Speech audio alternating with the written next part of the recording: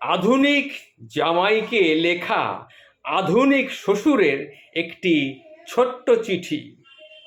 Heading: জামাই ষষ্ঠীর আমন্ত্রণ। আগামী 12ই জুন বুধবার জামাই ষষ্ঠীর দিন বেলা দ্বিপ্রহরে প্রচণ্ড দাবদাহ মাথায় করে কাঠফাটা রোদে ঘামিতে ঘামিতে আমাদের বাড়িতে দ্বিপ্রাহরিক আহার করিয়া বাধিত করিও।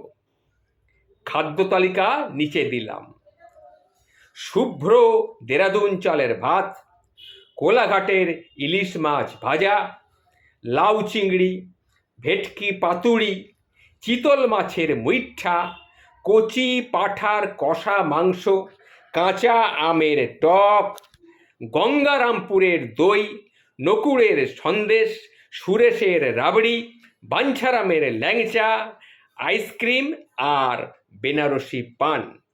এই উপরোক্ত খাবারের ব্যবস্থা করার খুব আমার ইচ্ছে ছিল, কিন্তু তথ্য প্রযুক্তি সংস্থায় লাগাতার গভীর রাত অবধি কাজ করায় তোমার শরীর ভালো যাইতেছে না, ইহা আমি জানিতে পারিয়াছি। আর যারা বাইরে যা দাবদাহ চলিতেছে, বাজারে যাইবার সাহস বা দুঃসাহস না করাটাই ভালো। আর তুমি নিশ্চয়ই চাইবে না যে বাজারে গিয়ে আমি আবার গরমের মধ্যে হাঁপিয়ে উঠি বা কোনো রকম শরীর খারাপ করি, আর গরমে রান্না করে তোমার শাশুড়ি মাও অসুস্থ হয়ে পড়েন। তাই সব দিক বিবেচনা করে তোমার শরীর ভালো না হওয়া অবধি এই আহারের ব্যবস্থা স্থগিত রাখা হলো। তার পরিবর্তে শুধু গরম ভাত, আলু সেদ্ধ, কাঁচা লঙ্কা আর সরিষার তেল সহযোগে পরিবেশন করা হবে। আমি মেয়ের কাছ থেকে জানতে পারলাম যে তোমারও এইসব আহারে খুব রুচি।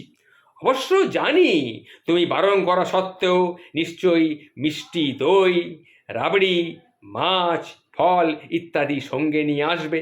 তোমার শাশুড়ি মার আবার বাঞ্ছারামের বেকড রসগোল্লা আর নকুড়ের চকোলেট সন্দেশ, পাবদা মাছ বড়ই পছন্দের। এখন তুমি আমও নিয়ে আসতে পারো, আম তো এখন বাজারে প্রচুর। মেয়ের মুখে শুনলাম তুমি নাকি সন্ধ্যায় আমাদের নিয়ে আবার বেড়াতে যাবে, খাওয়াবে ঠিক করেছো। তোমার শাশুড়ি মার আবার ইকো পার্কে যাওয়ার খুব ইচ্ছে। তুমি আমাকে যদি জোর করো তাহলে আমিও যেতে রাজি হয়ে যেতে পারি। সুতরাং বুঝতেই পারছো, আমার চিঠি তোমার কাছে পাঠালাম। শুভেচ্ছান্তে, তোমার শ্বশুরমশাই।